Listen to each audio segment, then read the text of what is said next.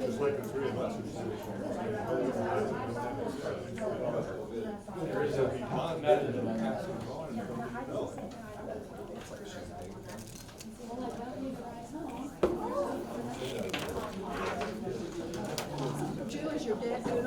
Yeah, he had no symptoms, and I was way sicker than him, and he was just mad that we made him stay home.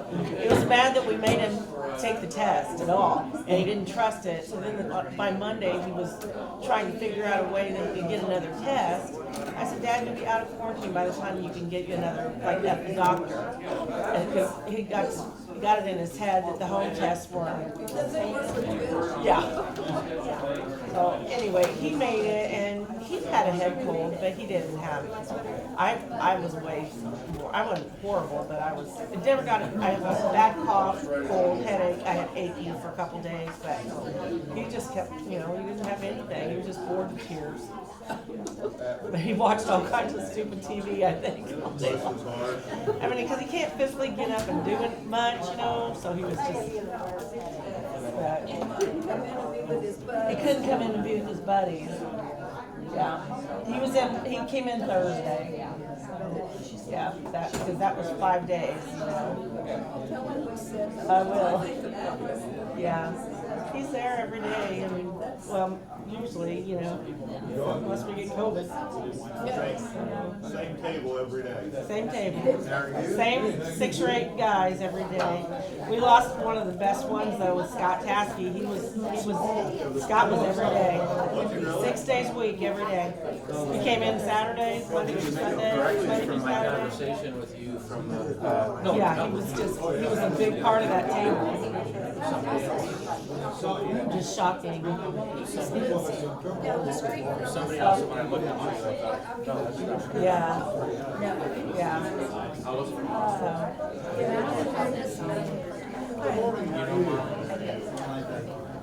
I told Molly because she is Hey girl, maybe sit with you. Yeah, this was Steve's bringing my stuff. I had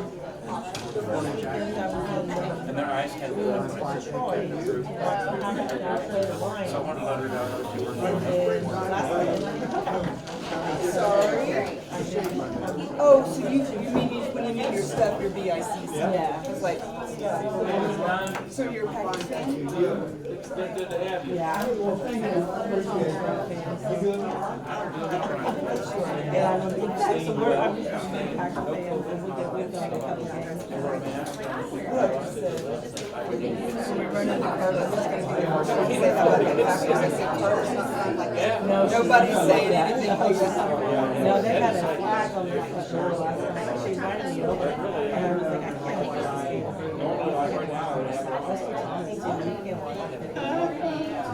It just goes to show anybody can do it. I'm a big Chiefs fan.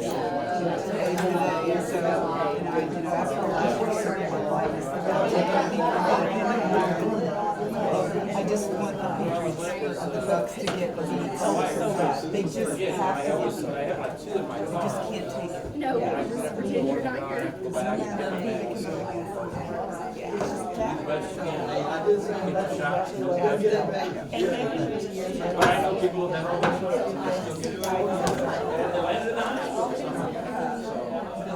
It's one of my best friends. I told him his birthday, so I was wishing him happy Did you get your game on time a couple weeks ago? So I don't have to get chatted earlier.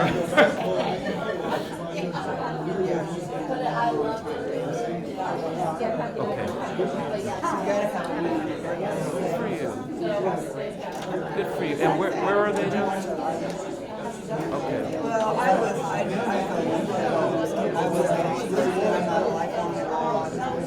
Well, you can pull it up on our YouTube channel. So I thank you for letting me know. Thank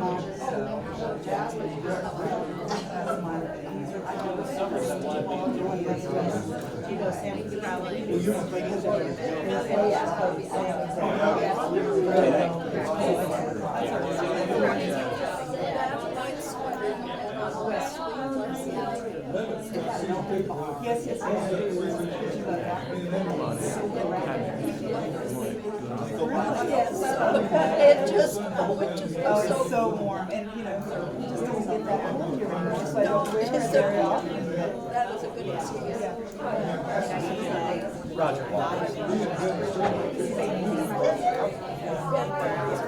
Oh, yeah, sure, that would be more. Well, because we were at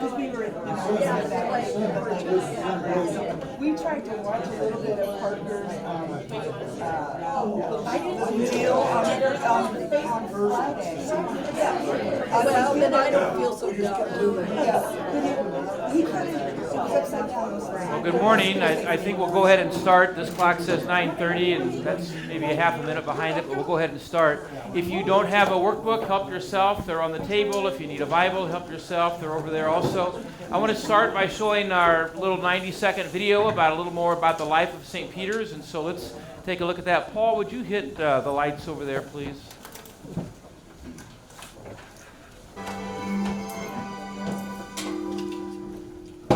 Education for the children of St. Peter's Lutheran Church has been important from the very beginning. The first church building doubled as a school until the new building was constructed in the early 1870s. The wooden frame building continued to serve as a school for many years. In 1873, the branch school opened near present-day Goler Boulevard, serving children who lived west of Columbus. By the early 1900s, all students once again attended the city school, but strong consideration was once given to forming a new congregation west of town with the branch school. In 1887, a new two-story brick school building was built on the location of the old wooden school at a cost of $3,300.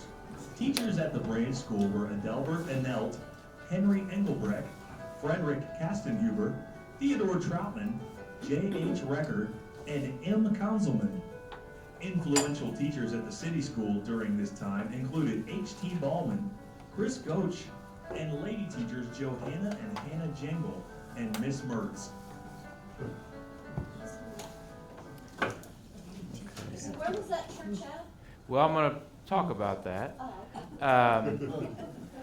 So it's my understanding, so the congregation was founded in 1858, before the Civil War even started, I believe. And then the school was founded 5 years later in 1863, I think when the Civil War was still going on. And then the school, the branch school, if I understand correctly, and somebody here may know better than I, but what's in my head is that the branch school was located off of, so if you know where Goler Road intersects with Tipton Lakes Boulevard. And if you're at that intersection, you head north, you come up to State Road 46, where West Side Community Church is up there on the corner, and Nee Neighbors is up there, the old Nee Neighbors Market. It's my understanding that where Goler Boulevard and Tipton Lakes Boulevard intersect, on the northwest corner, I think in that area, is what I understand, is where that land was located. Bob Benzie tells me that his family owned a lot of land out there at one time. I guess they farmed it. So that's my understanding is where the branch school was. And you think about it, if you lived out on that end of town, that's a long ways to get in here in the 1860s and 70s. I mean, we're not talking about cars, It's a long ways to come.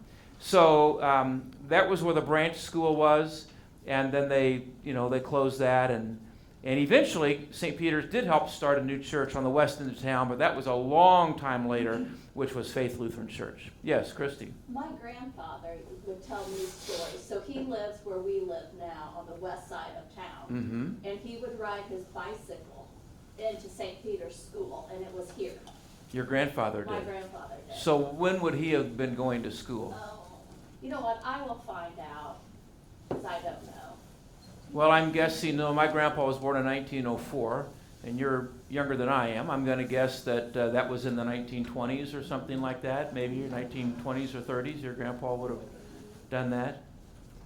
Probably 20s. And it was interesting, because the first week I missed last week, but the first week you were talking about, the German heritage. Mhm. So his father, my grandfather's father, moved here from Germany when he was 1 year old.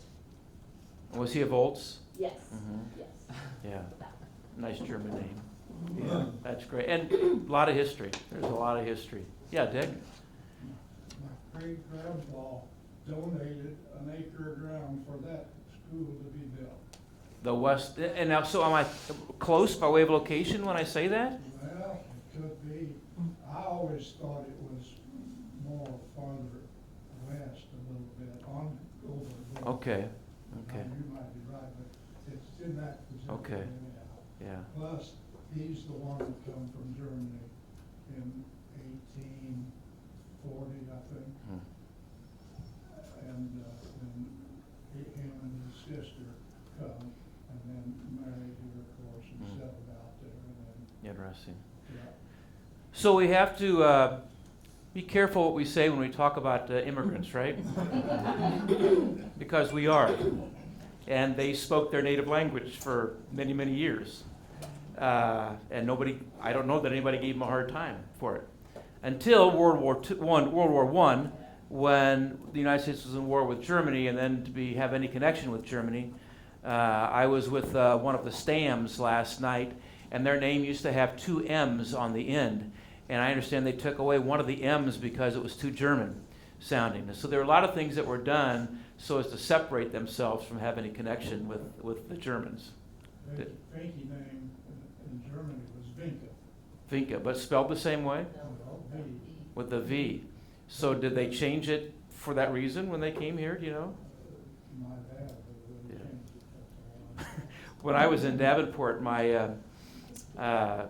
I was calling on a couple. They were shut-ins, and I'm not sure, they were probably in their 80s at the time, I'm guessing, and they still had a pretty thick accent. And the husband said to me, he said, "Wait a minute, I have something for you." And he went back in another room, and he brought back, it was an album, the LP, the album was, and it was an album of German military marches, and called Alt Kamerade, Old Comrades. And the composer of the march, Old Comrade, was T-E-I-K-E, and so I thought, that's interesting, but I don't know if that was any relation or not. What can I say? But we all came from somewhere else. Everybody I think in this room, but there are certainly people whose origins are native to this land. Yeah, my mom attended that school out there up until the 7th grade, and then she went to the one in town. Okay, interesting. Well, a little bit again, I tell those stories because I want people to kind of understand the history of who we are. And, when you're just in a group of people and they know all the stories, and they're laughing at all the jokes, and you're not because you don't know what's going on, you feel like an outsider. So how can we help one another kind of know those stories a little bit more? Well, Paul Meredith is here as we talk about the school. Paul is the principal of our school, and he's here to just share a little bit about that because you may have children or grandchildren or nephews or nieces who might benefit from the ministry of our school, and there might be ways in which you want to help out and serve in our school. So, Paul, fill us in. And Keith, if you'd hit those lights back there, please. Turn them back on, All right, good morning. How are you guys today? Good morning. My name is Paul Meredith. I serve as the principal here at St. Peter's. This is my 3rd year serving at St. Peter's, still waiting for a normal year. Don't know if that'll happen, but we'll see. So for those of you who don't know, this is our 158th year to have a school affiliated with St. Peter's that has served the community of Columbus. So we've been here for a long, long time. We have a little over 400 students in our school, and we serve grades kindergarten all the way up through 8th grade. So as I look out in the crowd, I know we've got a couple of graduates from St. Peter's that are here. You have a lot of graduates from St. Peter's who are here. And then we also have, we've got people in this audience that have family members that work at the school here at St. Peter's. We are blessed to live in Columbus because I really do feel like BCSE does a really, really good job at educating their students. There's a lot of things that they can do that we can't do, but there's a lot of things that we can do that they can't do. One of the things that I always talk to potential new families looking to transfer into St. Peter's, is we are very intentional about teaching about Jesus every single day. And obviously that is something that BCSE can't do. Our class sizes are much smaller than BCSE. Our kindergarten classes, we max those out at 20.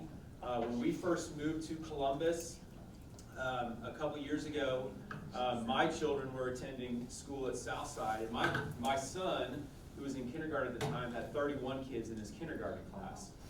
So we're able to really have a much smaller environment for our kids, get to know our students and families better, know their strengths, their weaknesses, and really build up those relationships with families the way they probably should be. And so that's one of the things that we really, really enjoy about being here at St. Peter's. Now, you may also ask, like, so it's a private school, like, how does that affect, like, how does that play into the state voucher system that is out there right now? Well, if you're not familiar, Indiana is a choice school state. So if you elect to send your child to private school in the state of Indiana, and that private school accepts voucher money from the state, if your income meets a certain threshold, then the money that would typically go towards educating your child in the public school comes to St. Peter's to help offset the tuition. I would say over the years, since the Indiana State Legislature has really bumped up that income threshold, so for this year, a family of 4 that has a household income of $147,000 a year or less qualifies for a voucher to help pay for their tuition here at St. Peter's. Family of 5, it jumps up to $176,000 a year. So really, the Indiana legislature has really helped those families who thought a private school education may not be attainable from a financial standpoint, really, really attainable for those families. Now, there's lots of ways that we're always seeking volunteers and help in our school ministry. One of the great things, the best things that I love about is our Book Buddies program. And that's where we have, members of the congregation, parents of our students come in during the school week and really help our students focus in on some of their reading skills. And so we dedicate time during the week for those volunteers to come in to help read, be a mentor to some of our students. And so we're always looking for good book buddies, and we're always looking for substitute teachers. We've been blessed. We've got a very, for a private school our size, I feel like we have a robust substitute teacher list. Eric's one of our dedicated, he's subbed in our building many times, many years. But we're always looking for substitute teachers. And we're always looking for people to fill in with book buddies. Like I said, we are so thrilled to be open for 158 school years to really not only educate our children from an academic standpoint, an emotional standpoint, but most importantly, a spiritual standpoint, and really develop our kids spiritually. And that's one of the things my 2 children, when my wife and I sit back and we have our conversations and we talk about what are the great things that having our kids at St. Peter's, it's seeing them develop spiritually, and the teachers that are dedicated to doing that here at St. Peter's. So that's my spiel about St. Peter's.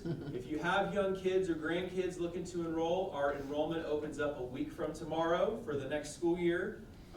You can send them my way, and I'll be happy to chat with anybody, give them a personalized school tour, talk to them about the enrollment process, and really talk to them more about that voucher program if they need some more information about that. So, any Great. questions? Paul, thanks for being here. Yeah, We thanks for appreciate it. talking. You guys have a great Sunday. Paul and his team do great work, so we're thankful for all that. Okay, if you would be sure to put your name on the white sheet on your table, that's helpful for me. And again, help yourself if you need a workbook or a Bible. So we are going to finish up the first lesson, if you will, today. We've been talking about going through the table of contents just to kind of get a context for what do we find in the scriptures? What does it include, and when was it written? And so today we're going to jump into the New Testament. So the table of contents for the New Testament is where I'd like for us to begin today. Again, if you have to miss a week, know that the class is on our YouTube channel, so go to the St. Peter's homepage, just St. Peter's Columbus. You'll find it. Go to our YouTube channel and just pull up the appropriate date, and it'll show the, you'll be able to watch the class. And we'd mentioned if you don't have access to that, Dean can put it on a DVD or a jump drive, but I don't think anyone has needed that so far, but it's available. We can do that. All right, the books of the New Testament. First of all, I have a map up here of the New Testament, of the times of Jesus. Okay, this is not necessarily a New Testament map because this would not include travels of Paul and a lot of the writings that we read of Paul, but it does include the life of where Jesus was. So Jesus was born in Bethlehem. He then was taken as a child. Remember that King Herod had heard when the Magi came and said, "Where is he who was born King of the Jews?" And Herod was the king, and he was threatened. He was feeling intimidated. And so he told his soldiers to go out and kill all the little babies under the age of 2 to make sure they got rid of this so-called King of the Jews.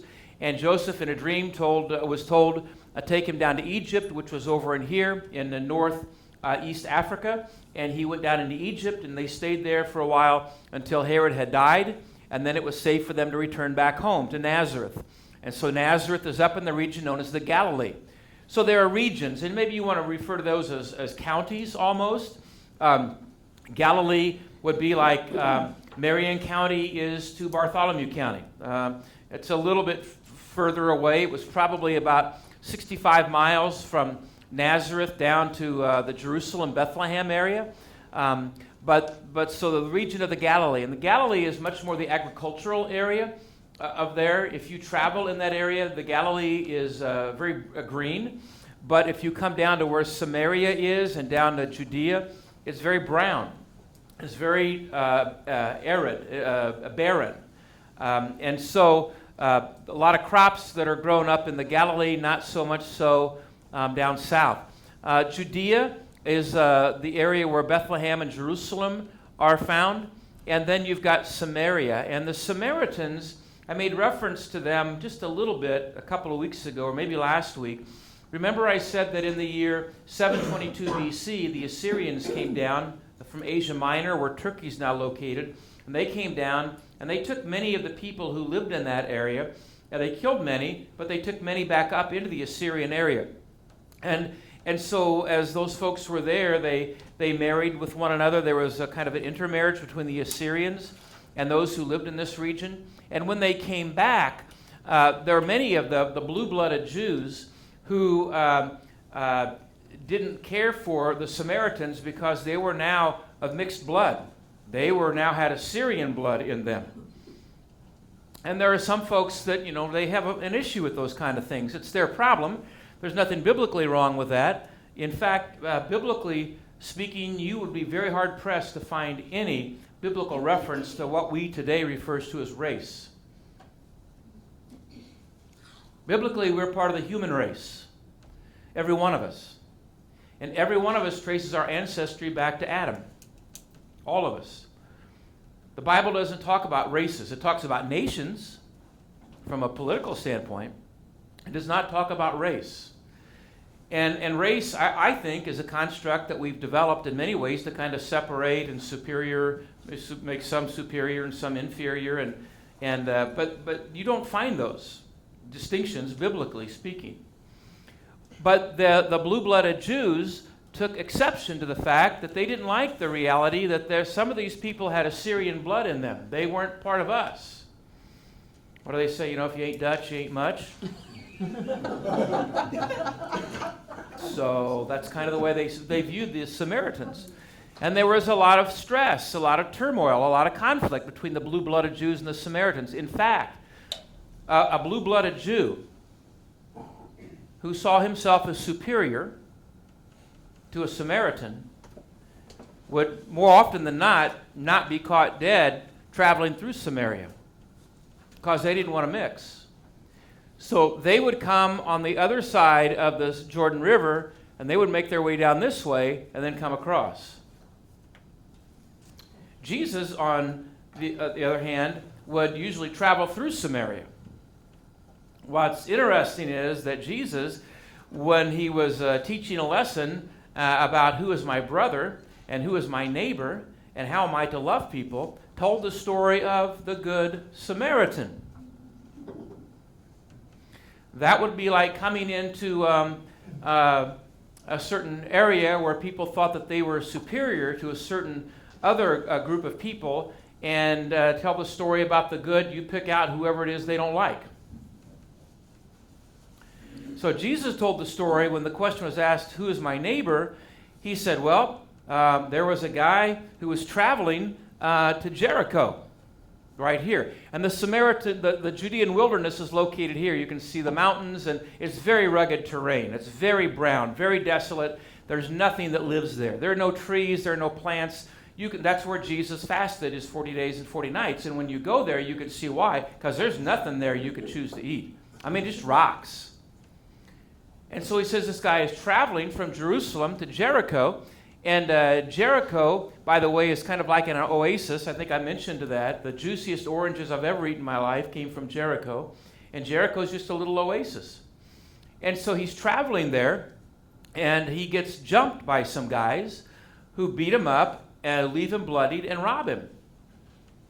And he said, so here comes a guy, a Levite, which would have been one of the Jewish clergy. And he saw this guy laying bloodied on the road, and he said, oh, I'd love to help you, but man, I got a meeting to get to. I just don't have time. And he keeps on going.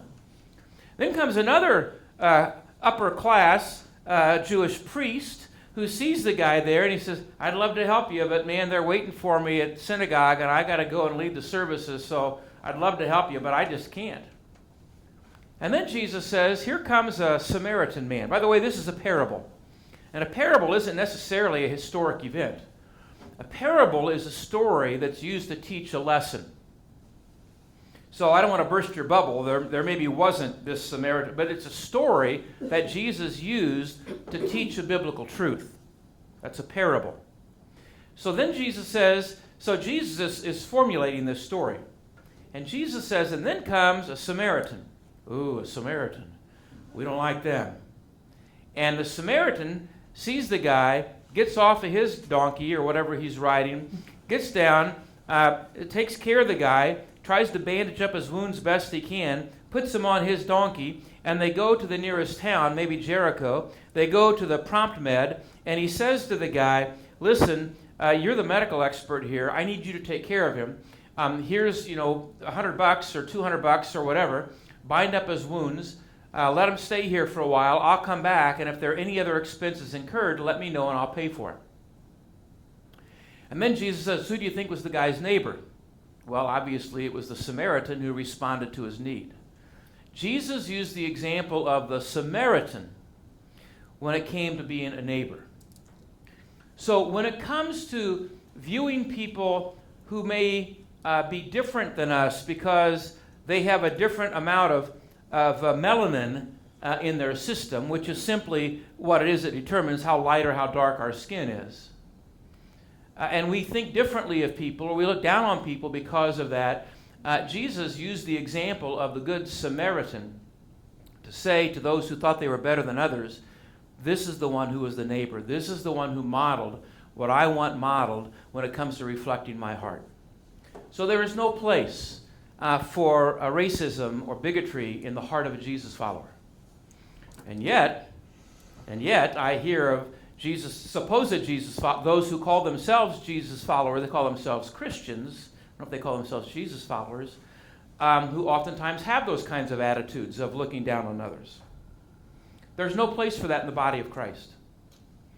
And I've shared, many of you have heard me share this before, I was raised in a family where the N-word was used constantly. And I used it until I was about 16 or 17 years old, until some girl that I was dating said, what's up with that? I said, what do you mean what's up with that?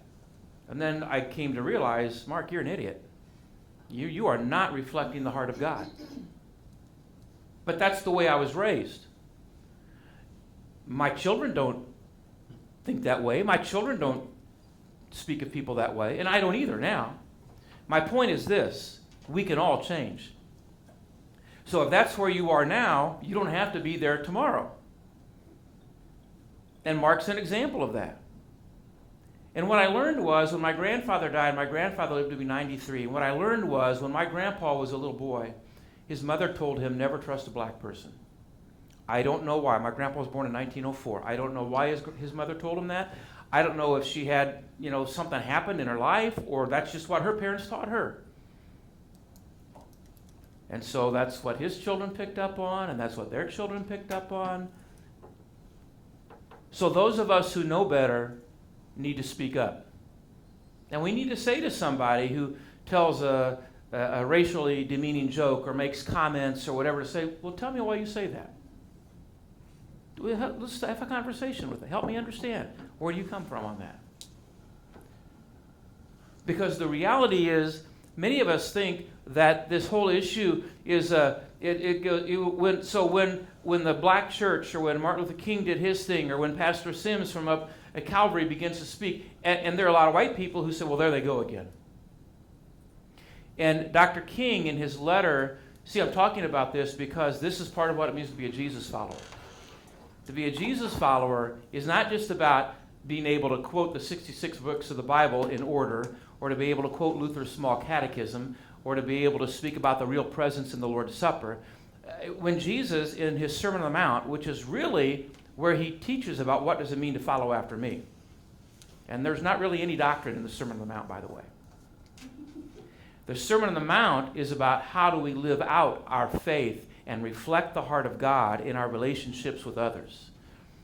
So it's where in the Sermon on the Mount where he says, love your enemies and pray for those who persecute you. It's in the Sermon on the Mount when he says, turn the other cheek. It's on the Sermon on the Mount where he says, don't worry, I've got you covered. I'm going to take care. It's in the Sermon on the Mount where Jesus talks about, this is what does it mean to follow after me. And so the reason I bring this up is because this is about what does it mean to be in a relationship with Jesus. Not just what does it mean to have head knowledge about the Bible. Or what does it mean to be a Christian, as some in our world, maybe from a political perspective, define a Christian. Christian has nothing to... A Christian, the word Christian means little Christ. It means to be a follower of Jesus. So we need to understand that in our faith life, who Jesus is has to inform how I function as a husband, how I function as a dad, how I function as a citizen in this community, how I relate to people who I may not. That's what being a Jesus follower is about. It's not about head knowledge. Now, I've always said that if we don't have biblical truth correct, if we're not headed toward true north, the further you go, the further you get away. So we have to know the truth. But the truth is, God so loved the world. The truth is, love your enemy. The truth is, pray for those who persecute you. That's the truth. The truth is, let your light so shine before men that they may see your good works and glorify your Father in heaven. That's the truth. So when we live out our faith, we need to understand it's not just about doctrinal questions. It's really about life issues. And I'm convinced that if the church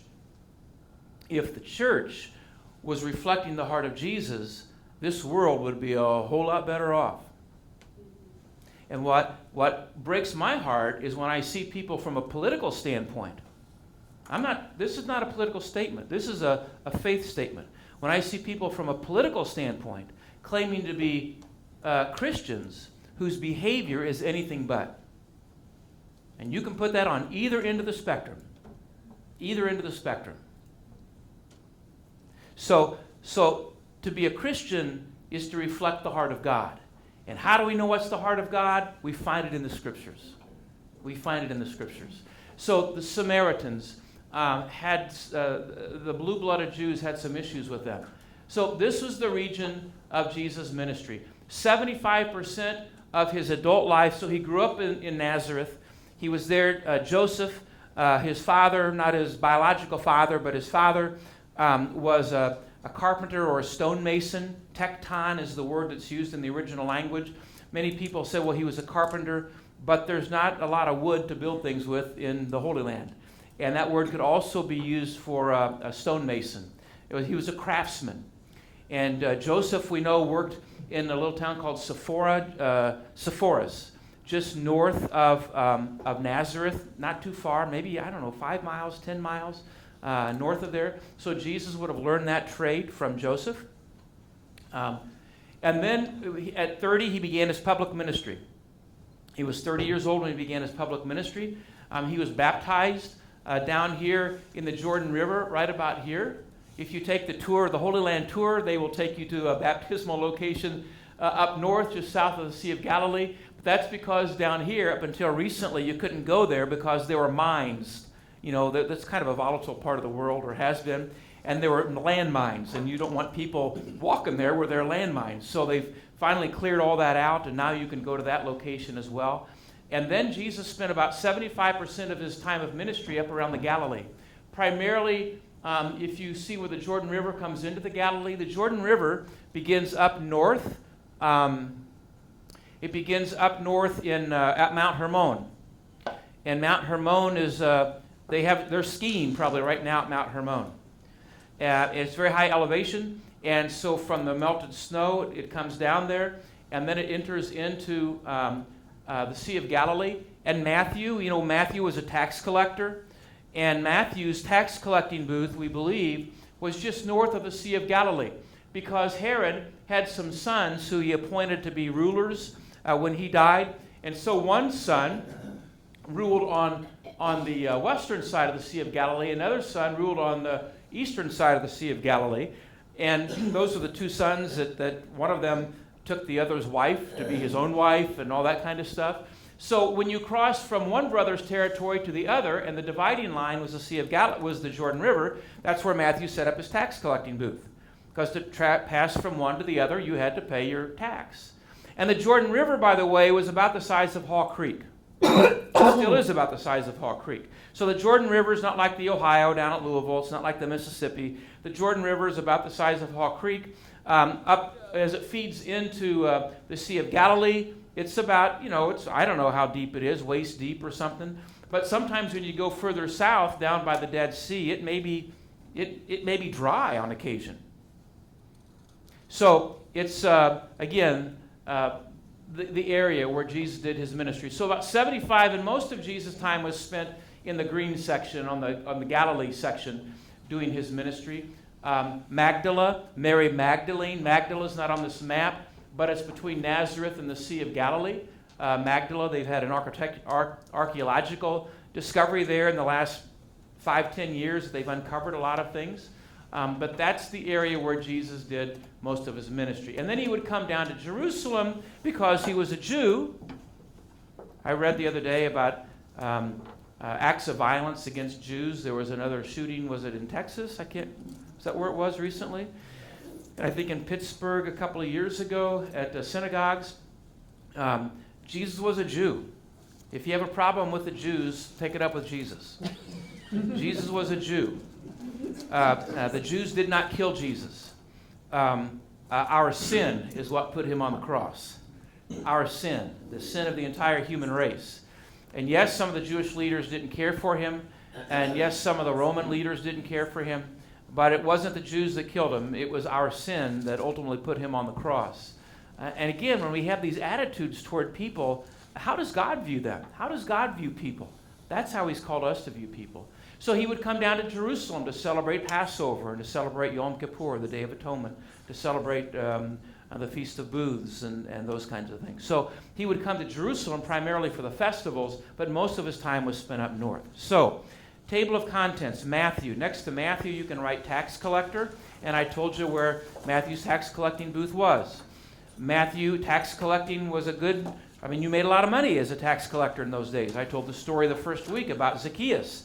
This short little guy who lived in Jericho, and when Jesus came through on his way to Jerusalem, Zacchaeus, nobody would get out of the way so that he could see Jesus because he was a tax collector, so he climbed up in the tree. But tax collectors made a lot of money. They were ripping people off, basically, but they worked for the Romans. So they were basically traders. If you were a Jew, an Israelite, if you were a Jew, and somebody was collecting taxes, because in Jesus' day they were paying taxes to the Romans. because Rome ruled the world. Remember I said in 722 BC, the Assyrians were ruling. Then 586, from the east came the Babylonians, and then they were ruling about 70 years after that. The Persians came, and they were in control. After that, the Romans conquered, or the Greeks conquered, and they were in control, and then came the Romans. So in Jesus' day, the Romans ruled that part of the world. So Pontius Pilate, King Herod, all of those guys worked for Rome. Ultimately, they worked for Rome, and their taxes were going to Rome. So Matthew was a guy who was a sellout, really, to his own people. And Jesus came to him one day and said, hey, I got something better for you. I got something a whole lot better for you. You're not going to make the money you're making, but you're going to find a sense of peace and fulfillment and satisfaction. You know, making a lot of money isn't the be-all and end-all. There are a lot of people who make a lot of money who are miserable. So that's Matthew. Mark, many believe Mark was a teenager at the time of Jesus' ministry, and that Mark was a disciple of Peter. A disciple is simply a student of a teacher or rabbi. And many believe that Mark was a rabbi of Peter. And that Mark would have kind of hung around Peter. And of course, Peter was a disciple of Jesus. And so many believe that Mark was a teenager at the time of Jesus' ministry. In fact, at the end of Mark's gospel, we read the account that when Jesus was in the Garden of Gethsemane, the night before his crucifixion, and the Roman soldiers came to arrest him, that there was a young man who was present, and he ran away because he didn't want to, be taken away by the Romans, and they grabbed his outer garment. It says he ran away naked. Now, he probably had some kind of undergarment on here, but he didn't have all of his other clothes on here. And many believe that was Mark, who doesn't identify himself, but many believe that was Mark. And when you read Mark's gospel, Mark being a teenager, Mark talks about a lot of the miracles of Jesus and a lot of the exciting things. He doesn't list the Sermon on the Mount. He doesn't list some of those, discourses of Jesus. Because teenagers don't really want to sit and listen to a sermon. But miracles, everybody's excited about those kind of things. So Mark picks up on more of those kind of things in the life and ministry of Jesus. Luke was a doctor, and he was a historian. Dr. Luke. Dr. Luke is the only one who, Luke gives us more detail about the conception and the birth of Jesus than any other gospel writer. Matthew tells us a little bit, but Luke tells us far more. Well, Dr. Luke would have an interest in that. Dr. Luke is the only one who tells us about in the Garden of Gethsemane that Jesus was sweating drops of blood. Matthew, the tax collector, doesn't tell us that. John, the fisherman, doesn't tell us that. But Luke, the doctor, tells us that he sweat drops of blood. So Luke was also a historian. Luke also wrote the book of Acts. So Luke is very meticulous on detail. Very meticulous. And then John. John was a fisherman. John was very blue-collar. John had calluses on his hands. He was a hard worker. John, before he hung out with Jesus for a while, Jesus referred to John and his brother James as sons of thunder, because one day some people were disrespecting Jesus, and John says, Lord, why don't we just pray and just have the Father bring down fire and brimstone on these guys? Just wipe them out. There are some people that if you don't agree with me, you must be my enemy. If I believe this way about something and you believe that way, then we can't have a civil conversation. By the way, that the so-called Christians of the world today need to learn to have civil conversation with people that they disagree with, because they might find that maybe really we want a lot of the things that are the same. Instead of drawing the line in the sand and said, I can't be your friend, I'm not going to listen to you, I'm going to vote against you on everything because that's ridiculous. But we have been so sucked into this, and some of you listen to this right now might be saying, you're crazy. You're out of your mind. You must be a flaming liberal, or you must be an ultra-right-winger. No, I'm just trying to follow Jesus. And I think there are a lot of young people in our world today who want nothing to do with the church, because what they hear portrayed of people in the church are people who are saying things and doing things that they know are inconsistent with Jesus. Jesus was not a Democrat, and Jesus was not a Republican. Jesus was the Son of God who brought truth into the world and lived it out. And so how do we, as followers of Jesus, seek to do that?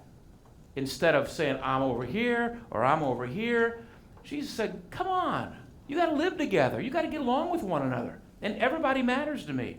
It's not what's in it for you. It's what's for the good of society. What's for the good of humanity. For God so loved the world that he gave his only begotten Son. So John he was this kind of militant in that way. In fact, but when John gets much older in life, so John not only wrote the Gospel of John, but he also wrote the 3 epistles, 1st, 2nd, and 3rd John, which you'll see toward the bottom. John, when he became an old man, and John was the only one of the 12, with the exception of Judas, who died by taking his own life, but John was the only one who wasn't martyred. The others were all put to death because they were followers of Jesus. Every one of them. They were killed because they were followers of Jesus. And John, they tried to kill him, but they didn't succeed. And at the end of his life, John's writings, if you read 1st, 2nd, 3rd John, he just says, love one another. Just love one another. And that's ultimately the message of Jesus. What Jesus said, if you could summarize Jesus, everything in the Scriptures, how would you summarize it? Love God and love each other. Simply, that's kind of wishy-washy. It's Jesus. It's Jesus. And what does it mean to love one another? It means, Paul gives definition of that in 1 Corinthians 13. It means to be patient with one another. It means to be kind toward one another. It means not to keep a record of wrongs with one another. It means not to just seek your own good. I mean, Jesus defines, and the Scriptures define what it means to love one another. It's not about how we feel about each other. It's about how do we interact with each other. It's about how do we treat one another. It's about how do we talk to one another. It's how do we relate to one another. And so the bracket on the left-hand side, if you write the word gospel, because those are the 4 gospels. And the word gospel just means good news. That's all it means. The word gospel from the word euangelion, au means good or beautiful, and angel, from angel, is message. So the word gospel simply means good news. That's all it is. It's the good news that we have in Christ, that the God of the universe knows us by name, loves us, cares for us, wants the best for us, seeks to restore us in our brokenness. And so Matthew writes about the life and ministry of, and all 4 of these gospels focus on Jesus. So Matthew writes about his observations and his time with Jesus, Mark his, Luke his, and John's his. The 4 Gospels. If you're playing Jeopardy and you get on TV and they say, I'm probably not going to word this rightly, but so Bible trivia. So which one of these are not one of the 12 apostles? Matthew was an apostle. John was an apostle. Luke and Mark weren't. That's just trivia. You don't need to know that to get into heaven, but for whatever that's worth. Acts. Acts talks about the history of the early church. I think I have this just for information today. This is a picture of the wall around Bethlehem. When you hear about the Palestinians and the Israelis and a lot of these kind of things in the news, and some of us like, what are you talking about? How does all that fit together? Well, the land that we call the Holy Land was known as Palestine. And after World War II, after Hitler did all of his horrible things, the United Nations, including the United States, felt badly for what the Jews had experienced, and so they gave them kind of this land that's now known as Israel. That was in the 1940s. The problem is that they displaced a lot of Palestinians who weren't Jews who lived in the land. Now imagine if somebody had come to Bartholomew County and they said, we are going to, this is not going to be yours anymore, and so we're going to isolate you in different places. And so they designated certain sections of that area as West Bank. And West Bank doesn't mean anything north, south, east, or west, but West Bank are Palestinian territories. So Bethlehem is a Palestinian city. The Gaza Strip, we hear about missiles shot over on the Mediterranean. Jericho is West Bank. There are other areas there that are West Bank. Well, what's happened is that Israel now, because they're the big dog, Israel has built walls like this around West Bank territories. So if you live in Bethlehem, guess what? That's what you get to look at every day. And if you need to go to Jerusalem to go to a hospital, there is an armed Israeli soldier with a machine gun at the gate to go in and out of Bethlehem. And if you've paid the Israeli government and gotten permission to go to Jerusalem to go to the hospital, then you can do that. And if not, you can't. So you wonder, why is it that the Palestinians are so upset? Wouldn't you be? So that's the tension that exists there. So I'm not saying, and both are contributing to the conflict. It's not simple.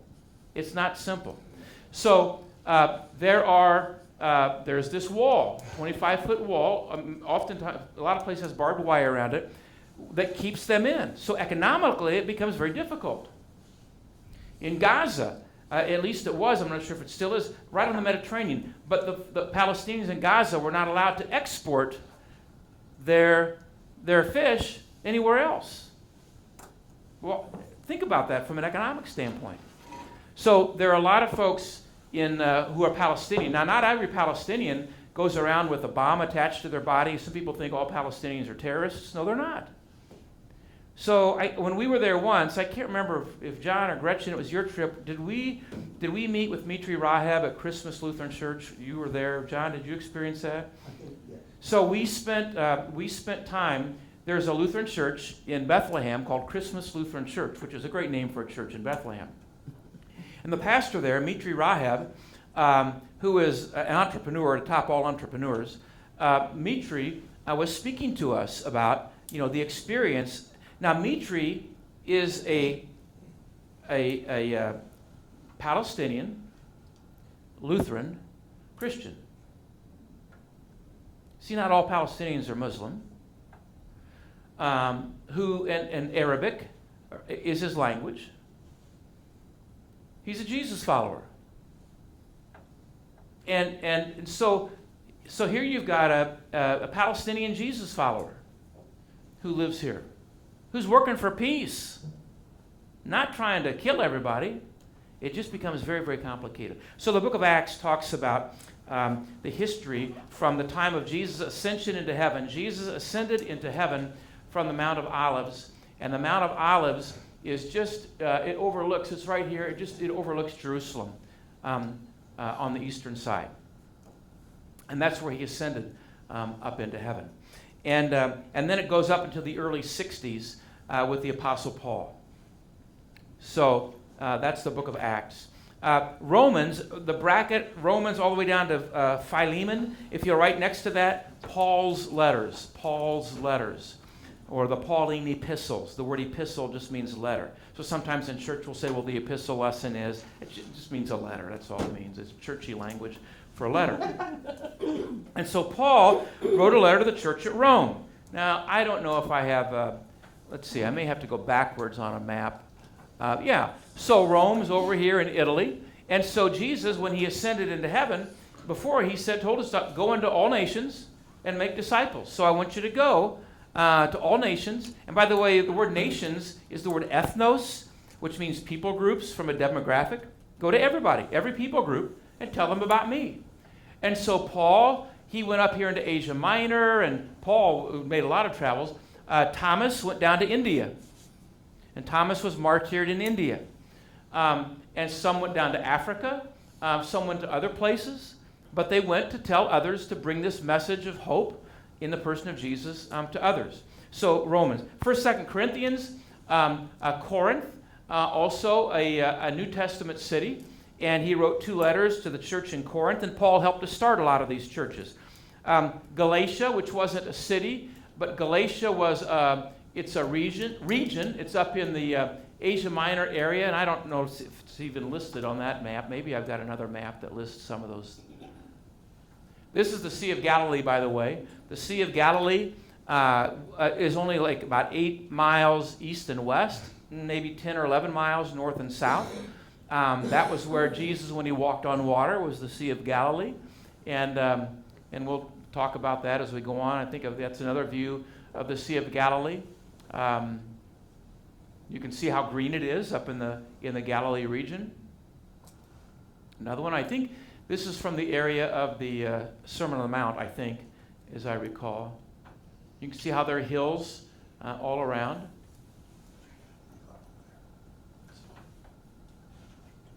So all that, again, is Sea of Galilee. So some of these, so Galatia, you can see Galatia up here. It was a region. Corinth over here, it was a city. Ephesus, right up here, it was a city. All these places were Philippi, up here, where it says Macedonia over here, Thessalonica, over here in the upper left-hand corner by Berea. All of those are places where Paul wrote letters to the church. And then to some individuals, the Thessalonians, to Timothy. Timothy was a young protege of Paul, and then Titus also. So these are all letters, and Philemon. So Paul wrote all those letters, and they are about faith and a relationship with Christ. And then Hebrews. Hebrews was written to a group of people. What was happening was in the first century that you had, Jesus was a Jew, the 12 apostles were Jews, but there were many of the Jewish folks who said, no, Jesus is not Messiah. He's not the one. He's not the one. Now, remember in the Bible, God's dropping all these little clues, about he's a descendant of Abraham and Isaac and Jacob. He'll be born in Bethlehem. He'll be pierced for our transgressions. He'll be taken to Egypt. All these things that point at Jesus. But many began to look for a Messiah to be their political military deliverer instead of connect them to God. Because remember, they had been under Assyrian authority since 722, and then Babylonian, then Persian, then Greek, then Roman. They were tired of being subservient to other people. So many of them began to look for a Messiah who would rescue them from the oppressor. So they were looking for kind of a Rambo-like Messiah who would come in, on his white horse with bullets across his chest and machine guns ablazing. So when Jesus says, turn the other cheek, when Jesus says, love your enemy, when Jesus says, pray for those who persecute you, it's like, he's not Messiah. He's not Messiah. So many of them rejected Jesus for that reason.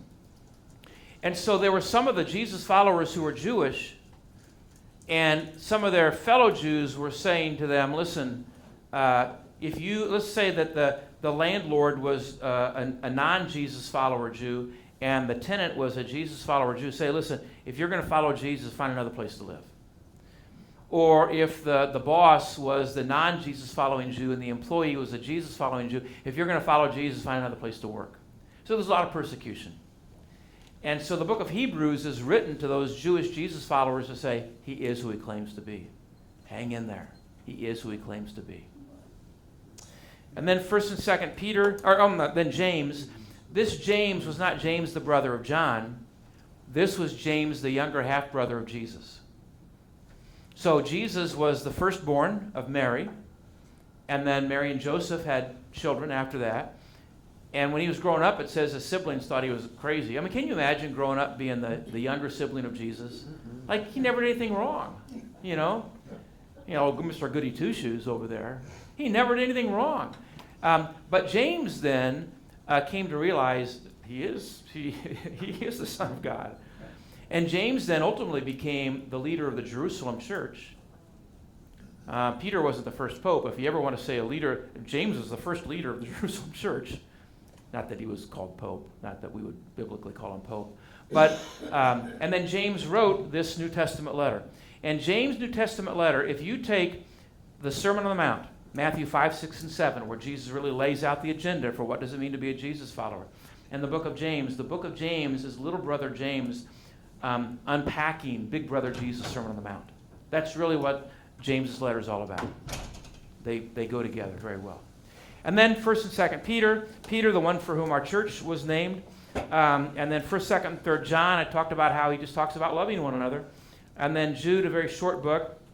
And then Revelation. And the book of Revelation really was not written to scare anybody. Some people think the book of Revelation is about, it's frightening kind of a thing. The book of Revelation was really written, there are two things. One part of Revelation is where John the Apostle, was given a glimpse into heaven.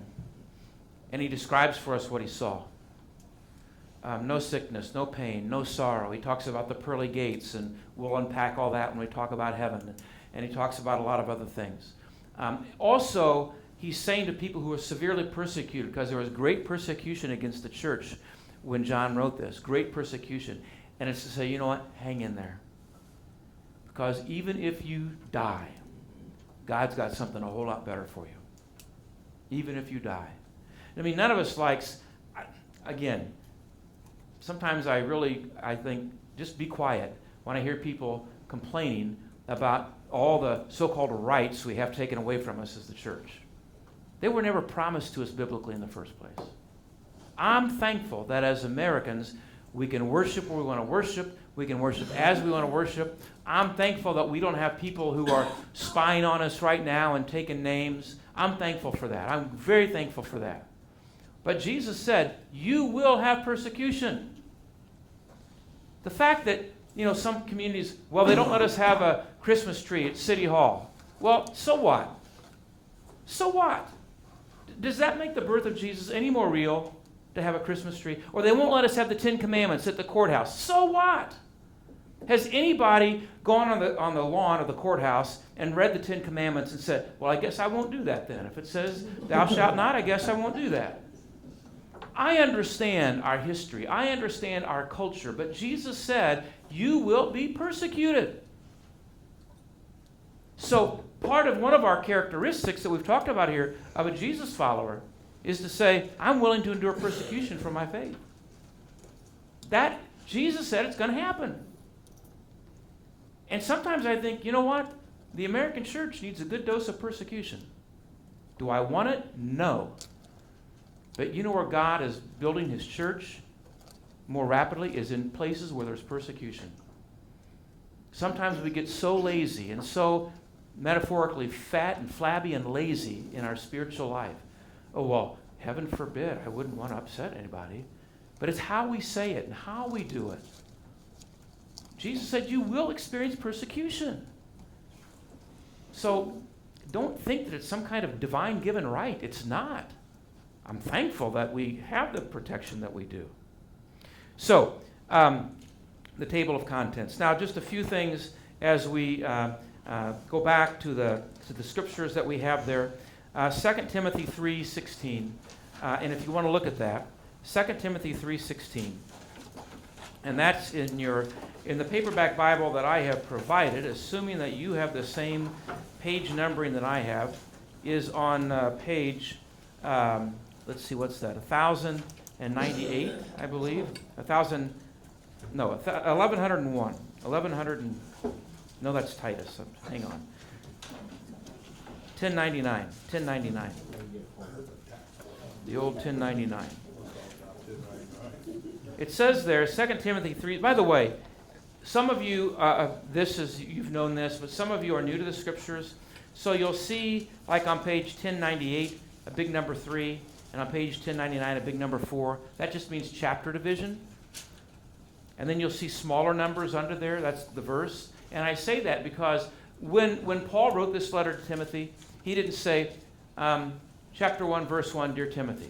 Chapter 1, verse 2, nice to write you today. Chapter 1, verse 3. You don't write letters like that. But so that people were later saying, where is it in the Bible where it talks about all Scripture being God-breathed? Well, it was in one of Paul's letters. Okay, well, where was it? Well, it's kind of toward the back and to Timothy. And so they later broke down chapter and verse divisions just to make it easier for people like you and me to find those. So when the Bible was written, when Moses was writing Genesis, he didn't have chapter and verse divisions. It doesn't change the meaning.